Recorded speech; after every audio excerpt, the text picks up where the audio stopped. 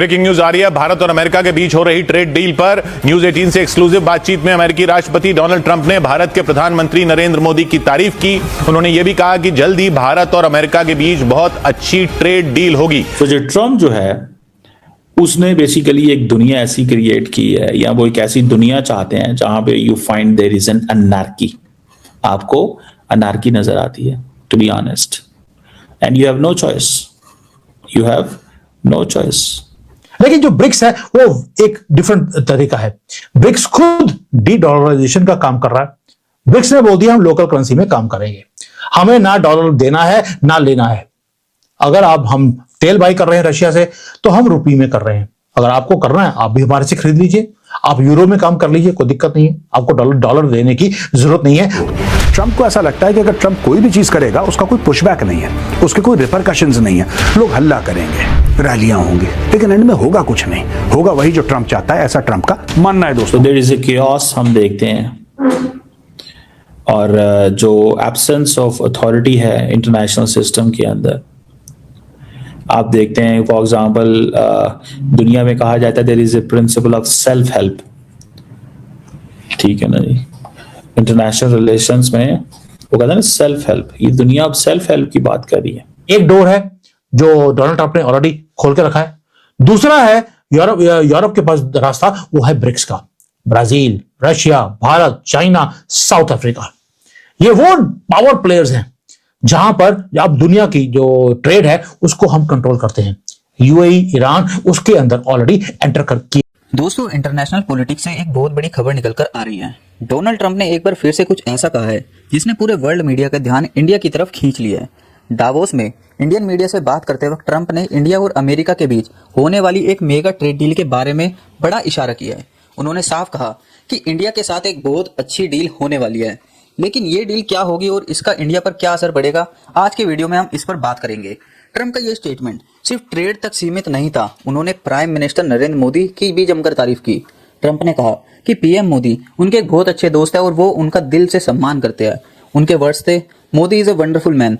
देखिए, जब दो देशों के लीडर्स के बीच इतनी स्ट्रॉन्ग केमिस्ट्री होती है तो उसका सीधा असर डिप्लोमेटिक रिलेशंस और बिजनेस पर पड़ता है। ट्रंप का ये कहना कि उनके और मोदी के रिश्ते बहुत गहरे हैं, ये दिखाता है कि आने वाले वक्त में इंडिया यूएस रिलेशंस एक नए लेवल पर जा सकते हैं। अब बात करते हैं उस गुड डील की जिसका जिक्र ट्रंप ने किया। पिछले कुछ सालों से इंडिया और अमेरिका के बीच ट्रेड टैरिफ्स और मार्केट एक्सेस को लेकर काफी चर्चा चल रही है। ट्रंप का ये पॉजिटिविटी दिखाता है कि शायद दोनों देश अब किसी बड़े समझौते पर पहुंच गए हैं।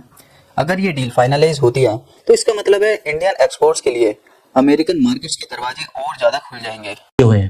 और एक तरफ जहां वो पूरे दुनिया में वो टैरिफ की बात कर रहे हैं, यहाँ तक कि नेटो देशों पर भी उन्होंने टैरिफ लगाया है, तो ऐसे में उन्होंने प्रधानमंत्री मोदी की तारीफ की। उन्होंने ये भी कहा है कि हम बहुत जल्द एक कामयाब ट्रेड डील होने वाली है भारत और अमेरिका के बीच। हालांकि ये भी आपको किशोर याद दिला दे कि अब से 2 दिन के अंदर ही यूरोप का डेलीगेशन, यूरोप के जो लीडर्स हैं वो भारत पहुंचने वाले। ब्रिक्स है वो एक डिफरेंट तरीका है। ब्रिक्स खुद डी डॉलराइजेशन का काम कर रहा है।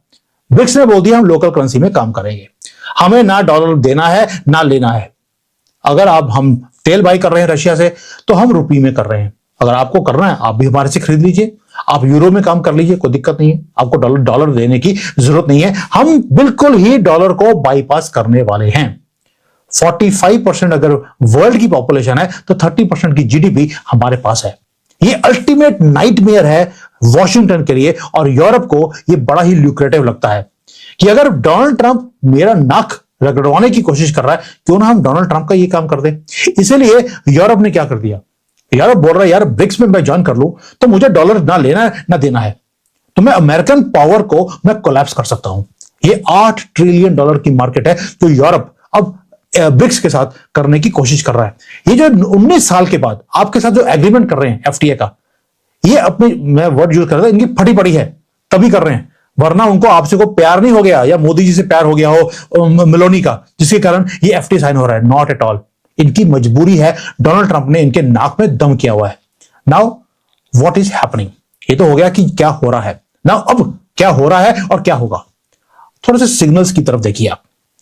जर्मनी ने ऑलरेडी भारत के साथ बात करनी शुरू कर दी को प्रोडक्शन के लिए। वो अब हमारे से ये नहीं बोल रहे कि आप हमसे क्या लेंगे, हमसे क्या देंगे ना, they want to build their technologies together with you। France जो है वो अभी भी डबल गेम प्ले कर रहा है। मैक्रोन ने क्या बोल दिया? उसने ओपनली बोला है कि यूरोप अब एक सबऑर्डिनेट बनकर यूनाइटेड स्टेट्स का वो नहीं रहना चाहता। इसलिए उसने बोल दिया कि अब फ्रांस और जर्मनी ब्रिज बनेंगे ब्रिक्स के बीच में और यूरोप के बीच में। ब्रिक्स के बीच में आप तो हमारे ऊपर इंटे मार रहे थे, आज आप बोलते हैं कि हमारा पार्ट बनना चाहते हैं, इसलिए मजबूरी है। इससे होगा क्या? मैक्रोन बोल रहा है कि G7 है, ब्रिक्स है, यूरोप है, इस सबको लिंक करने के लिए फ्रांस और जर्मनी लीड लेने वाले हैं। अब आप देखना 2026 में ये सारे लाइन लगाकर ये भिखारियों की तरह आपके पास आने वाले हैं, क्योंकि भारत के पास प्रेसिडेंसी है ब्रिक्स समिट की। इस साल ब्रिक्स की समिट भारत में होने वाली है और ये विंडो है जिसको वो यूज करना चाहते हैं। रीजन, अगर चाइना में ब्रिक्स की मीटिंग होगा तो ये चाइना के ऊपर ट्रस्ट करते नहीं है, और अगर चाइना इसको लीड लेगा तो भारत इसको ओके नहीं करेगा। जो वाशिंगटन जो है वो अमेरिकन जो लीडरशिप है वो क्या सोच रही है, वो अपने एलाइज पार्टनर्स और इन चीजों की तरफ चल पड़ा।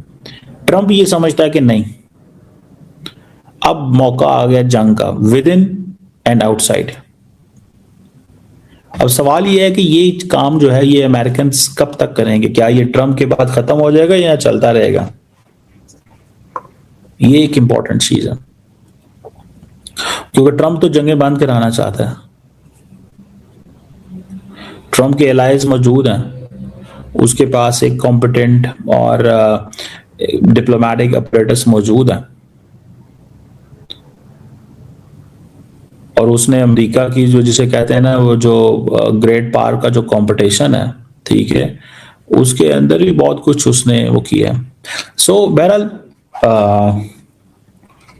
ये चीजें हैं, ये जो फैक्टर्स हैं दे आर देयर। और hegemonic stability theory and hegemonic एक इंस्टेबिलिटी थ्योरी भी होती है, ठीक है। सो मुझे ऐसे लगता है व्हाट आई हैव रियलाइज्ड कि कहीं ना कहीं पे जो अनार्की है वो नजर आ रही है आपको, लेकिन यू डोंट हैव अ वे कि इसको ठीक कैसे करना है। सो वो जो पीस थ्रू स्ट्रेंथ की बात करते हैं और जो अपनी फॉरेन पॉलिसी जो है उसको जो एक फ्लेक्सिबल रियलिज्म की बात करता है, ठीक है ना जी, फ्लेक्सिबल रियलिज्म। और ये जो फ्लेक्सिबल रियलिज्म से मुराद इसमें ये भी है कि यू आर रियलिस्टिक उस चीज के बारे में जो पॉसिबल हो एंड डिजायर आप कर रहे हो। दोस्तों, अगर भारत और अमेरिका के बीच में ट्रेड डील होती है तो चाहे वो आईटी सेक्टर हो, फार्मास्यूटिकल्स हो या एग्रीकल्चर हो, हर जगह इसका फायदा देखने को मिल सकता है। साथ ही अमेरिकन कंपनीज का इंडिया में इन्वेस्टमेंट भी तेजी से बढ़ेगा। डावोस का प्लेटफॉर्म हमेशा से बड़े इकोनॉमिक डिसीजन के लिए माना जाता है। वहाँ ट्रंप का इंडियन मीडिया से खास तौर पर बात करना और पीएम मोदी की तारीफ करना एक सोची समझी स्ट्रेटेजी का हिस्सा भी हो सकता है। ग्लोबल सप्लाई चेन में अब दुनिया चाइना के बजाय इंडिया को एक स्ट्रॉन्ग अल्टरनेटिव की तरह देख रही है। ट्रंप जानते हैं कि अगर अमेरिका को अपनी इकोनॉमी बूस्ट करनी है तो उन्हें इंडिया जैसे बड़े मार्केट की जरूरत है। इस डील से न सिर्फ दोनों देशों की दोस्ती गहरी होगी बल्कि ग्लोबल मार्केट में इंडिया की वैल्यू भी डबल हो जाएगी। इसलिए अमेरिका और भारत के बीच होने वाली ट्रेड डील पर सबकी नजरें टिकी हुई है कि कब ये फाइनलाइज होगी। तो दोस्तों, क्या आपको लगता है कि ये ट्रेड डील इंडिया की इकोनॉमी के लिए एक टर्निंग पॉइंट साबित होगा? और ट्रंप और मोदी की ये दोस्ती वर्ल्ड पॉलिटिक्स को कैसे बदलेगी? अपनी राय कमेंट्स में जरूर बताएं। अगर वीडियो पसंद आया हो तो लाइक करें और चैनल को सब्सक्राइब करना ना भूलें। मिलते हैं अगले वीडियो में, तब तक के लिए धन्यवाद। जय हिंद।